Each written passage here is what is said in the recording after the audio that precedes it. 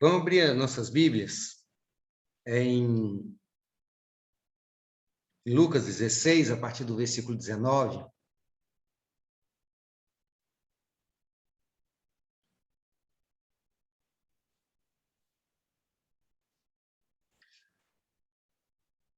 Lucas 16, a partir do versículo 19.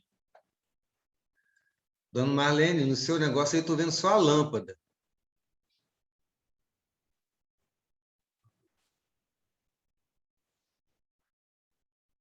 Lucas 16, a partir do versículo 19. Ora, havia certo homem rico que se vestia de púrpura e de linho finíssimo, e que se alegrava todos os dias com grande ostentação. Havia também certo mendigo chamado Lázaro, coberto de feridas, que ficava deitado à porta da casa do rico. Este desejava alimentar-se das migalhas que caíam da mesa do rico, e até os cães vinham lamber-lhe as feridas. E aconteceu que o mendigo morreu e foi levado pelos anjos para junto de Abraão. Morreu também o rico e foi sepultado.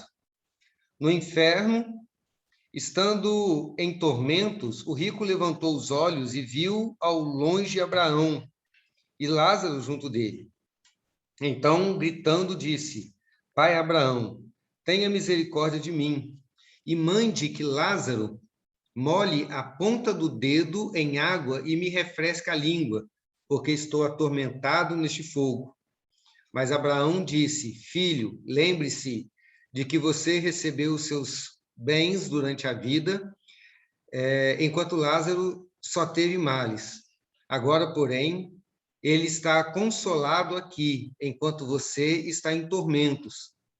E, além de tudo, há um grande abismo entre nós e vocês, de modo que os que querem passar daqui até vocês não podem, nem os de lá passar para cá.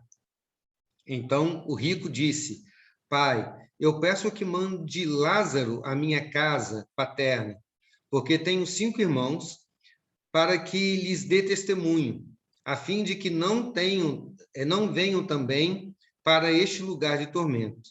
Abraão respondeu: Eles têm Moisés e os profetas, ouçam-no. Mas ele insistiu: Não, pai Abraão, se alguém dentre os mortos for até lá, eles irão se arrepender. Abraão, porém, lhe respondeu: Se não ouvem Moisés e os profetas, também não se deixarão convencer, mesmo que ressuscite algum dentre os mortos. Vamos orar. Eterno Deus, nós precisamos sempre da tua graça. Graça, misericórdia, teu poder. Precisamos que o Senhor nos alcance, nos socorra, que o Senhor nos encha de graça e misericórdia, que o Senhor venha nos encher do teu poder. Suplicamos ao Pai que a mão do Senhor repouse sobre nós e que o Senhor faça com que tudo que vamos estudar aqui possa ficar gravado em nossa mente e coração e nos faça compreender mais, ó Pai, dos teus propósitos para a nossa vida e das verdades, ó Pai, que a tua palavra nos revela. Nós oramos em nome de Jesus Cristo. Amém. Amém. Bom, recordando aquilo que a gente já viu até aqui, no início, essa história que Jesus estava contando, ela parecia normal aos olhos doentes dos judeus. Não é? Porque tudo começa com a história de um judeu de pedigree, né? Um descendente legítimo de Abraão, um cara muito religioso e que era abençoado por Deus com grande riqueza. Quando o judeu olhava esse início de história, isso enchia o peito deles. Eles diziam: não, é isso aí, que história maravilhosa. É a história que todo judeu gostaria de ouvir a respeito de um judeu, né? Uma pessoa de descendência de Abraão, religioso, abençoado por Deus, e um outro personagem da história, um outro judeu miserável mendigo, que sofria certamente sob o peso da maldição divina, por causa dos seus pecados. Era assim que um judeu encarava e enxergava esse primeiro momento da história.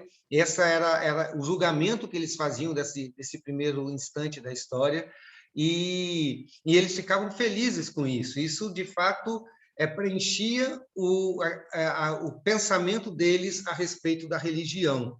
Mas essa história reservava para eles uma surpresa.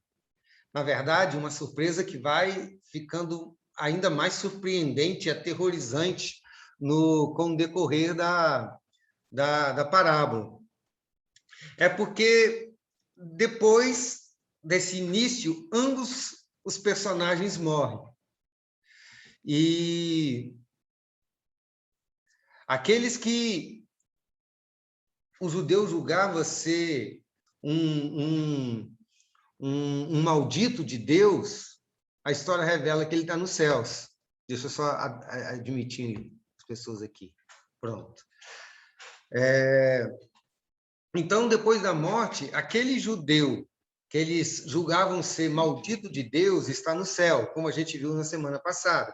Mais do que no céu, ele estava na visão do judeu, numa posição privilegiada, sendo honrado por um dos símbolos máximos da sua religião, que era Abraão, né? Então, já era o primeiro susto. Como assim? Como que esse Lázaro, maldito de Deus, pode estar no céu? Mas a maior surpresa vinha depois, que é o que nós vamos estudar hoje. O mais assustador estava por vir, e isso... Só um momento. E isso está no versículo 23 a 26, que eu queria ler novamente, que diz assim: No inferno, estando em tormentas, o rico levantou os olhos e viu ao longe Abraão, e Lázaro junto dele.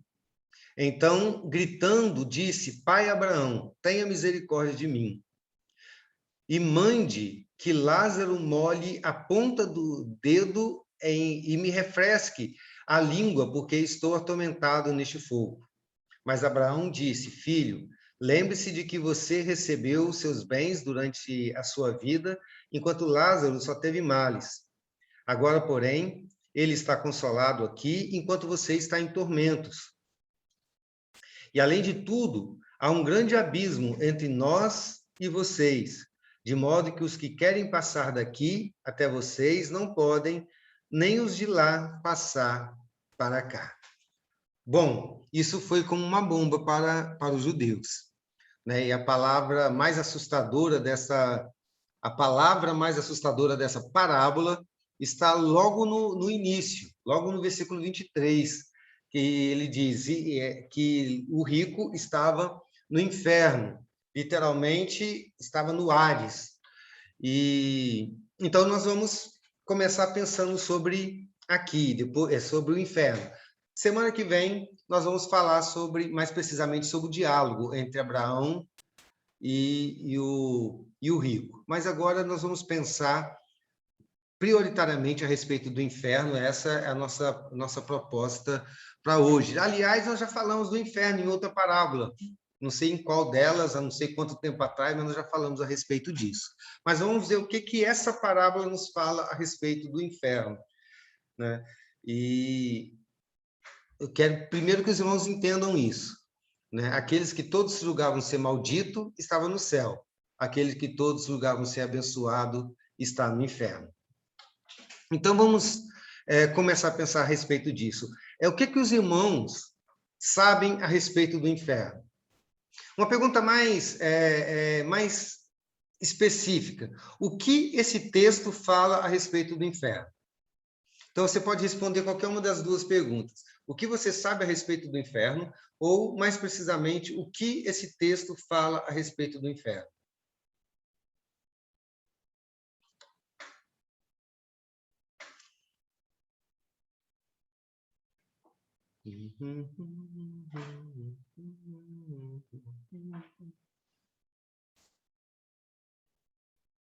Xalinha? Xalinha?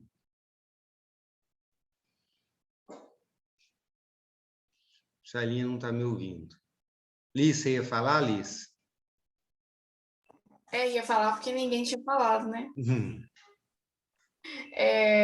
Não, uma palavra que eu penso muito, não sei se é agora que faz essa conexão, é a palavra abismo, que Sim. é quando a parábola, ela me faz pensar nisso, né? De uma distância que é muito grande, né? Uma separação que é muito grande, que é muito evidente e que é muito dolorida. Do quê? Do Dolor. quê? Vamos lá, Dolor, Liz? dolorosa. Dolorosa ou dolorida mesmo a palavra que você ia falar mesmo, mas tá certa a palavra. Aqui alguém fez a correção, falou que era doloroso. Mas pode ser dolorida também. Mas esse alguém aí é o quem? É o Patrick? Aham. Ah, esse alguém fica te ensinando errado.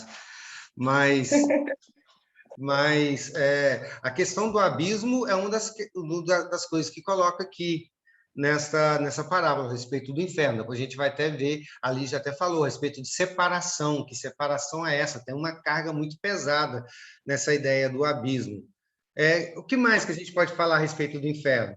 Baseado nesse texto ou em alguma coisa que você saiba a respeito do inferno? Pastor, eu Oi, estava falando com o microfone desligado. que coisa triste, Shelinha. Você não está estudando online esse tempo Eu achei todo. que era a internet que estava ruim depois que eu vi. Mas, assim, Hum, sobre o inferno, algo que vem na minha mente é sofrimento. É a primeira coisa sofrimento. que eu penso. Então, nós vimos separação e sofrimento. O que mais a gente pode entender sobre o inferno?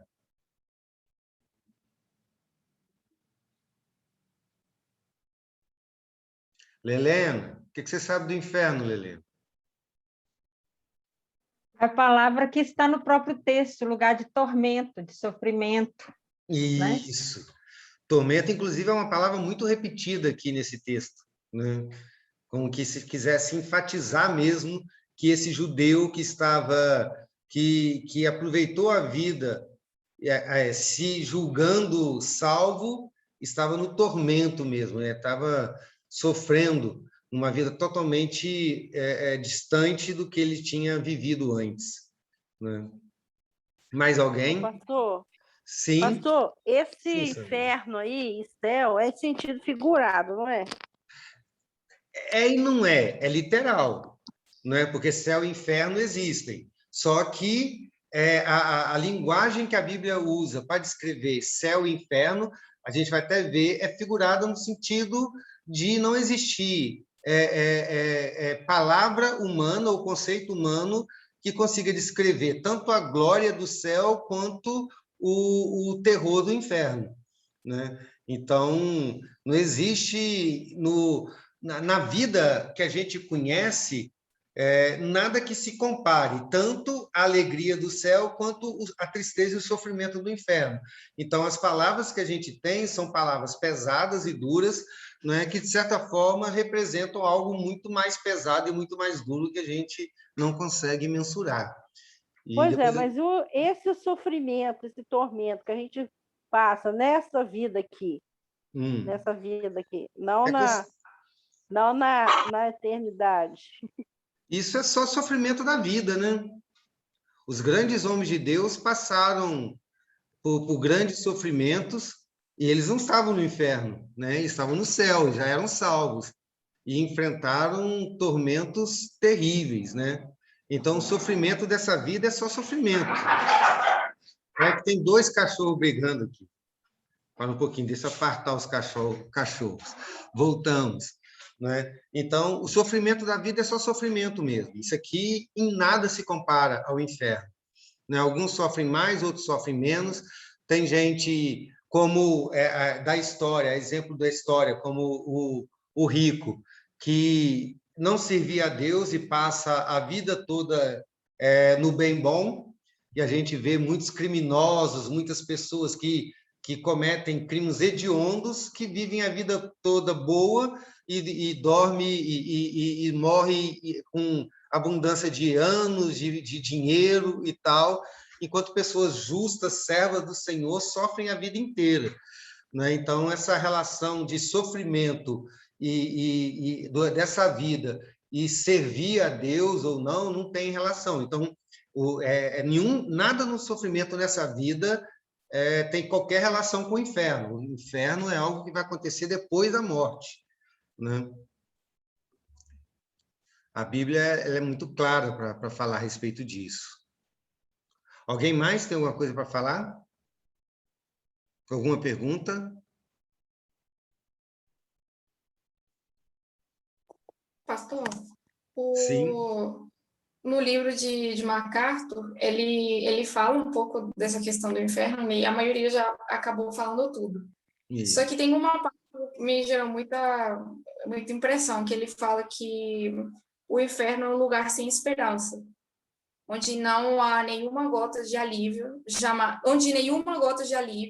jamais minimizará o sofrimento ou diminuirá a dor de uma alma eternamente atormentada no inferno. Isso. Perfeito. E isso é uma das mensagens que essa parábola nos traz a respeito do inferno. Vamos lá, tem praticamente 4 coisas aqui nesse texto a respeito do inferno. E uma última que eu vou acrescentar, nos preparando para o estudo da semana que vem, né? A primeira delas é que, como foi falado, o inferno é um lugar de tormento, de sofrimento. E você pode perceber quantas vezes isso é citado nesses versículos. No versículo 23 fala tormento, versículo 24 fala que ele estava gritando, no versículo 24 também fala atormentado neste fogo, versículo 25 fala de tormento, no versículo 28 fala lugar de tormento. Ou seja, isso é uma cultura, era uma forma de... um recurso de linguagem da cultura judaica. Quando você quer enfatizar uma coisa, você repete muito ela, né?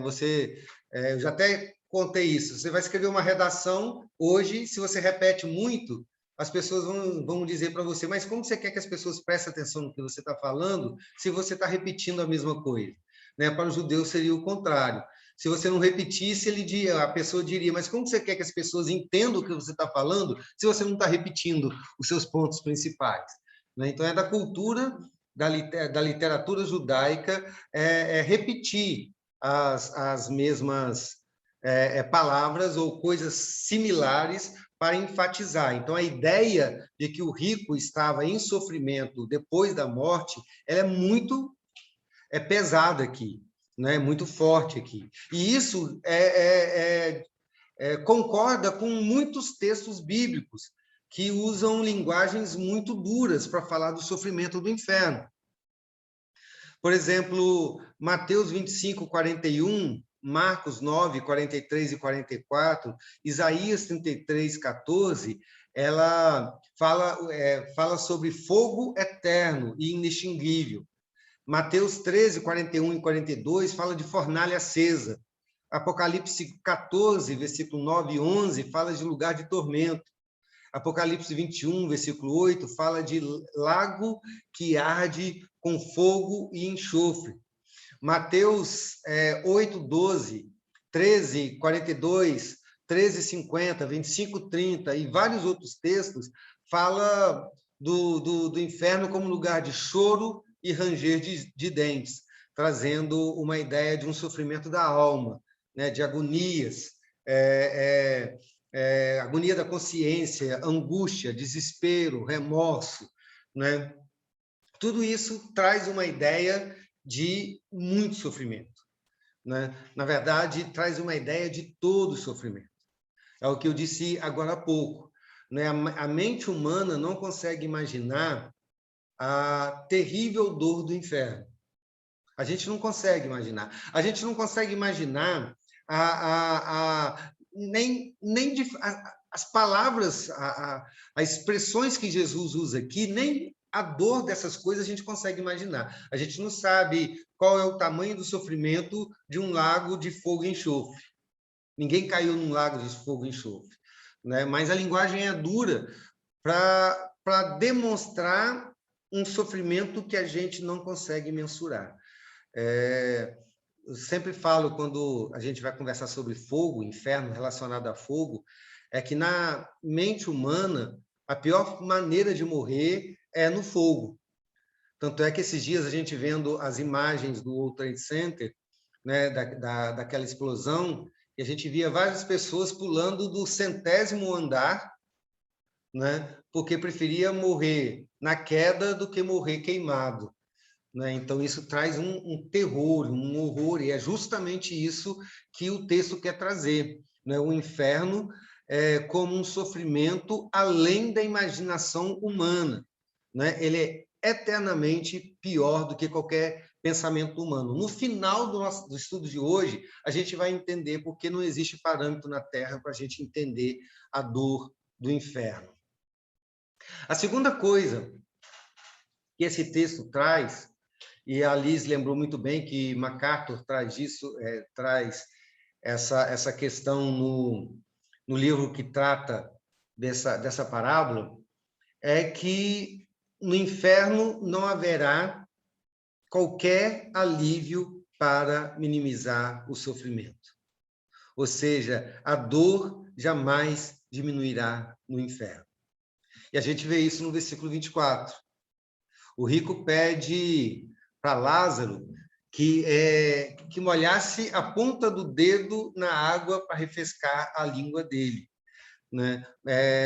De uma maneira mais simples, ele pede apenas uma gota de água para aliviar a sua dor. E essa gota de água é negado para ele. O fato dele conversar com Abraão, a gente vai ver depois. Mas algumas pessoas pensam, mas por que Lázaro está pedindo, ou o rico está pedindo que Lázaro molhe o dedo na água e coloque na sua língua? Por que não pede um copo d'água, um balde d'água, né, um rio d'água? Né? Ele está em tormento. E existe um detalhe muito interessante aqui nesse texto, que tem a ver com o propósito da mensagem. É que o rico está sendo castigado e ele sabe disso. Então, ele pede o menor de todos os alívios.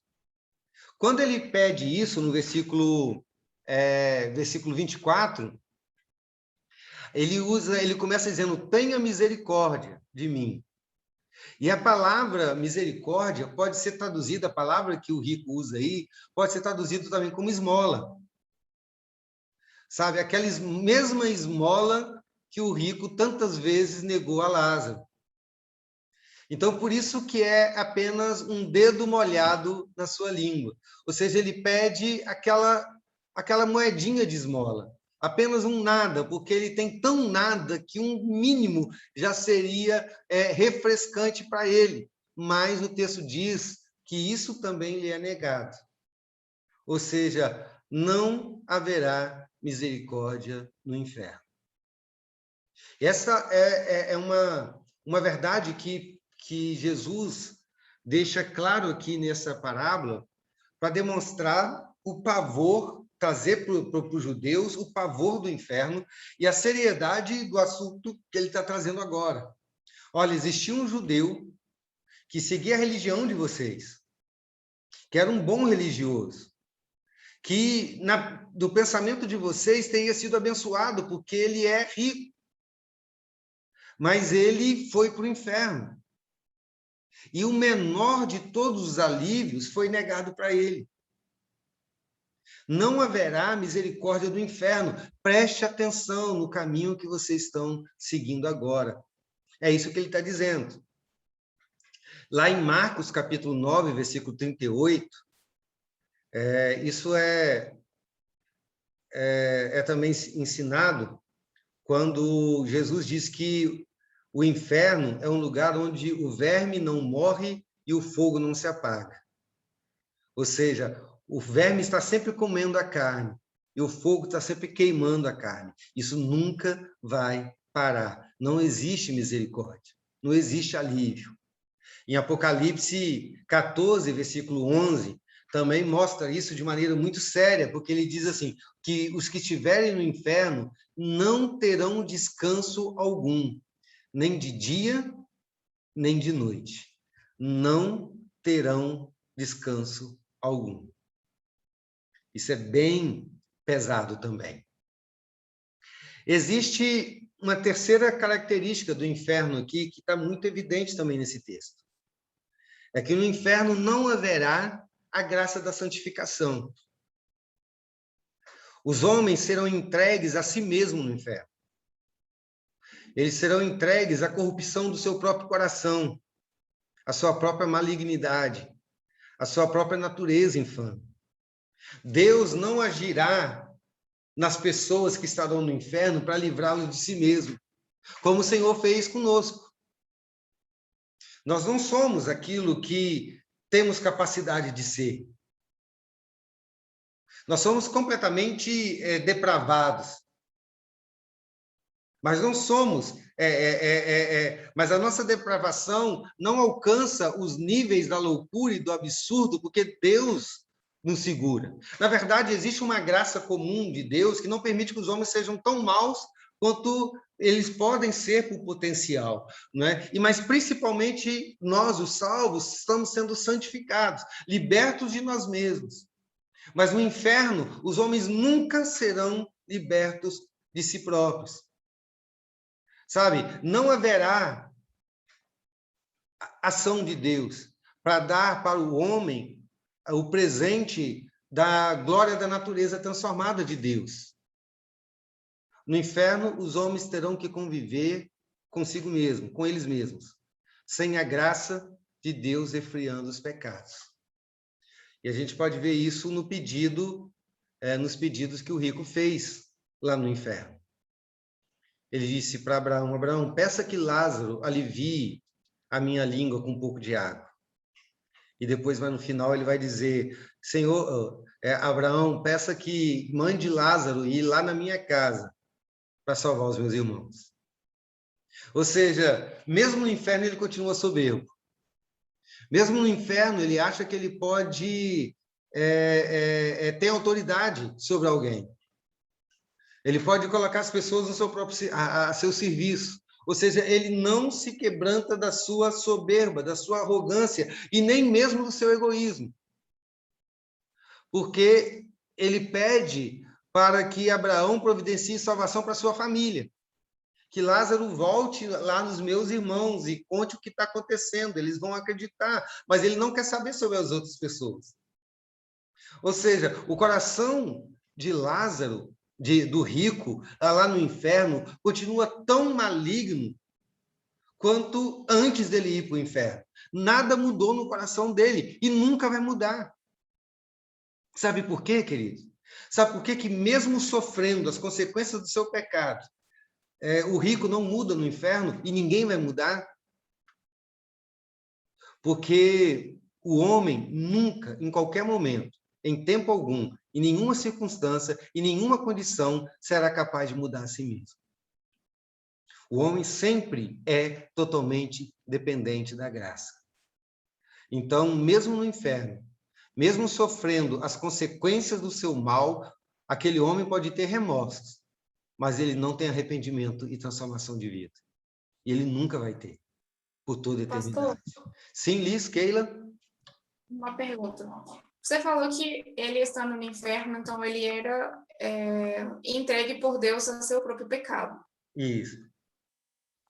E então, por conta disso, né, por ele reconhecer esse pecado nele, que ele não tenta se justificar?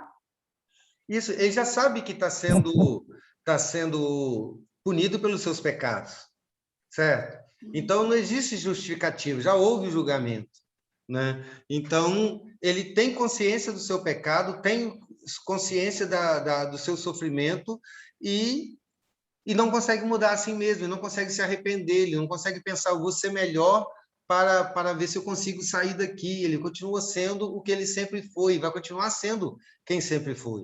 Né? Um assassino continuará sendo assassino, o coração maligno continuará maligno, o mentiroso continuará mentiroso, porque sem a graça de Deus não existe salvação. E isso, queridos, é uma dor maior do que a dor do fogo. O saber que você nunca será melhor do que você é. A ausência completa, esses meus cachorros hoje, que agora eu tenho 2 cachorros, eles estão... A ausência completa da graça, a ausência completa da santificação. O que me alivia, uma das coisas que alivia a minha alma hoje, é saber que o Espírito Santo está trabalhando em mim para que eu seja melhor. Certo? Quando eu erro, e vem a vergonha do meu erro, o arrependimento do meu erro, eu sei que Deus está agindo na minha vida, e Ele vai me perdoar, e Ele vai me transformar. Se não houver essa esperança da transformação, só existe o vazio de uma vida sem esperança, como a Liz disse. Sabe? O pavor de sempre ser aquilo que é, e sempre sofrer por aquilo que é. A ausência completa da graça divina. Isso é terrível. E, em quarto lugar, esse texto nos mostra que o inferno é definitivo. Aí vem aquilo que a Alice disse a respeito, no versículo 26, quando o texto fala de um grande abismo que existe entre os que estão no céu e os que estão no inferno. E é interessante que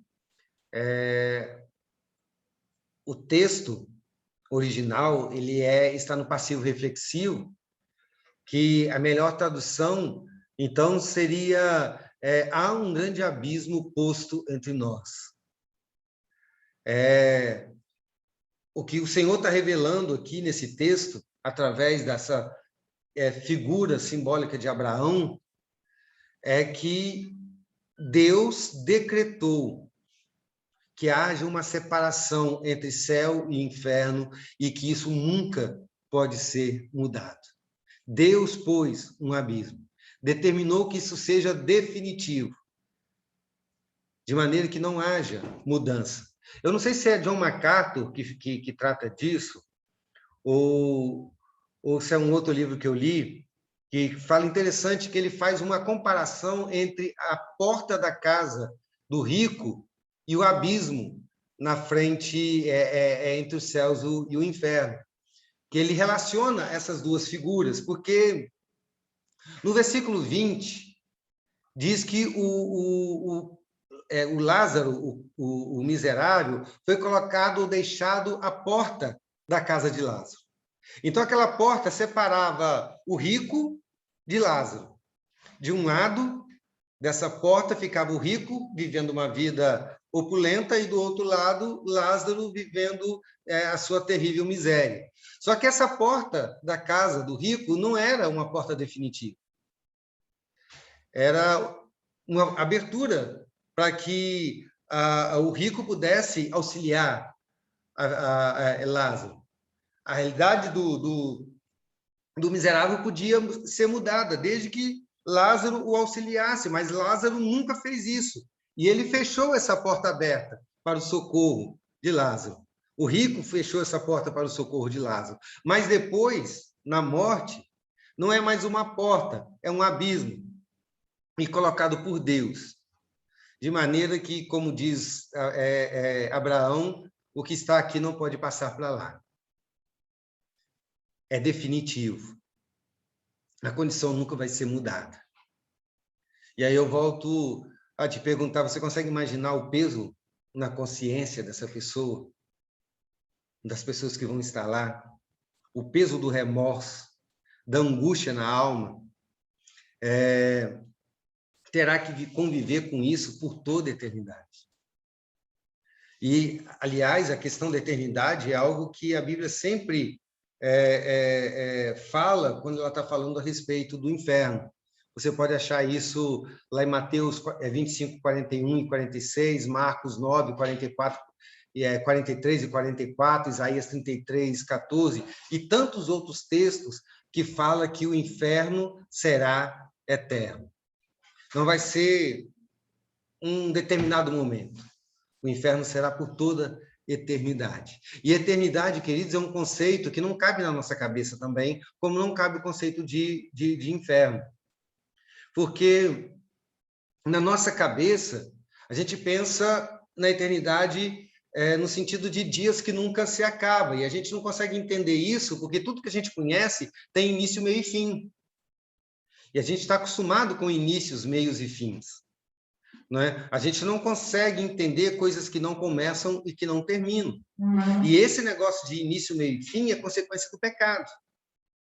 Porque tudo que Deus criou é eterno.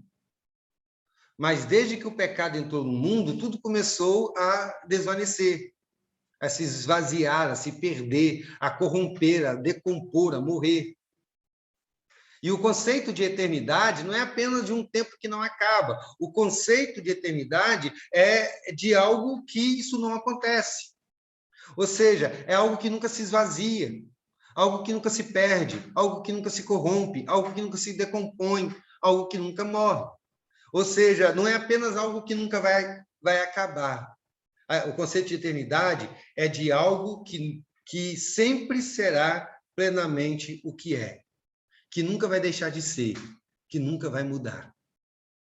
Então, quando fala que o inferno será eterno, não significa apenas que ele não vai acabar. Significa que ele nunca vai mudar.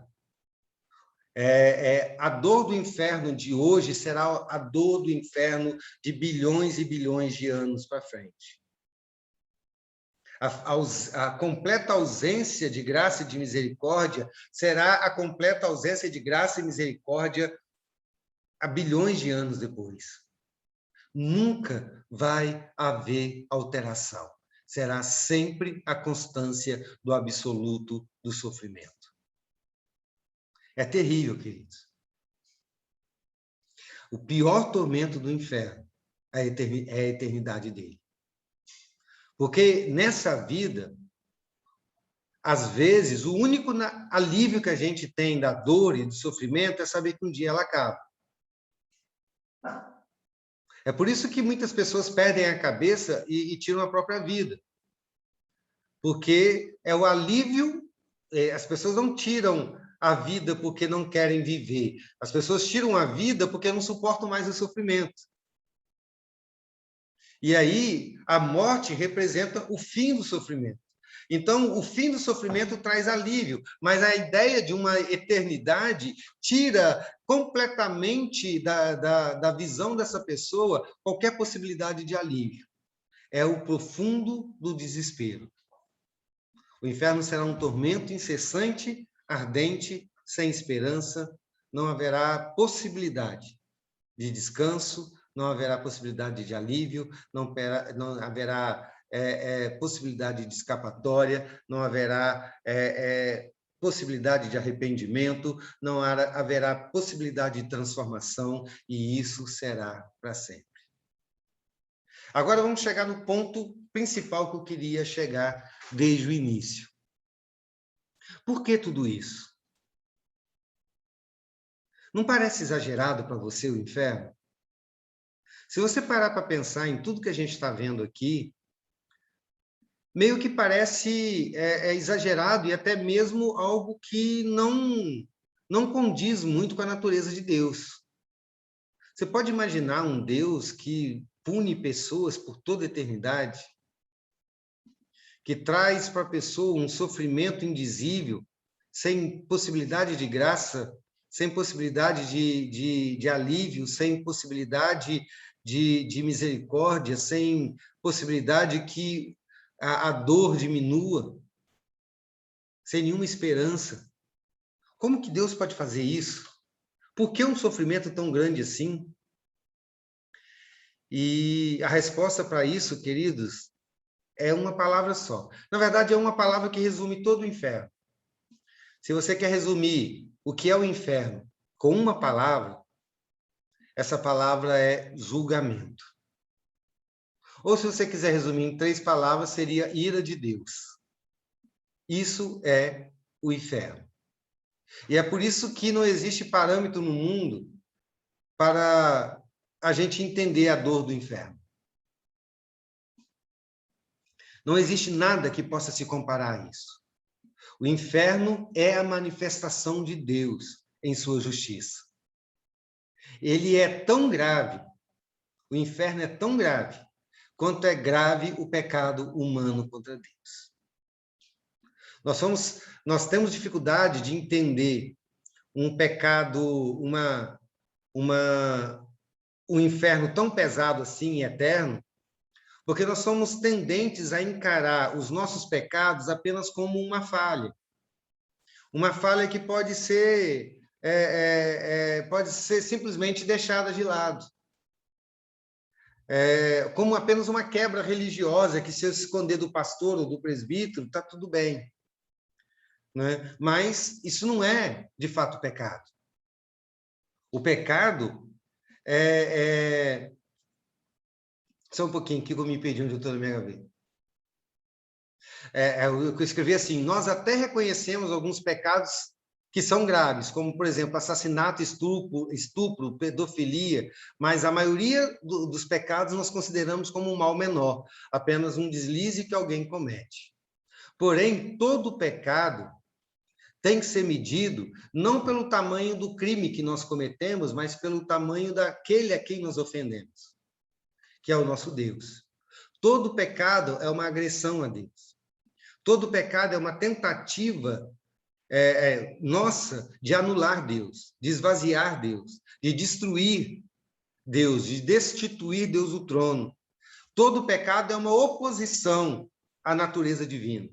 Todo pecado é a inversão da justiça, é a escolha do mal, é o desprezo pela pureza. Todo pecado é uma negação da criação, é a negação do Criador. Agora você pensa, isso pode ficar impune? Tudo isso só ficaria impune num mundo injusto.